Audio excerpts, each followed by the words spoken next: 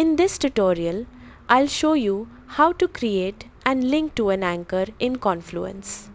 By the end of this tutorial, you'll know how to jump directly to a specific section of a page, making long documents easier to navigate. First, open the Confluence page where you want to create the anchor and click Edit.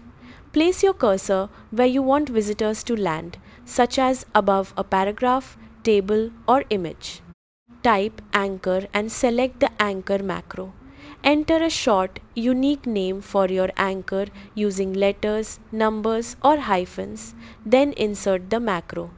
To create a link on the same page, highlight the text you want to make clickable and press Ctrl+K on Windows or Command+K on Mac.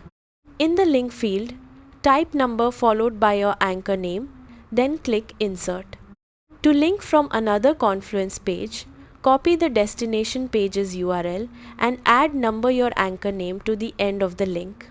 Paste the completed URL into the link dialog and insert it.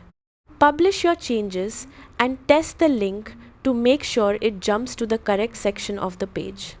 That's how to link to an anchor in Confluence. Thanks for watching, and I'll see you in the next tutorial.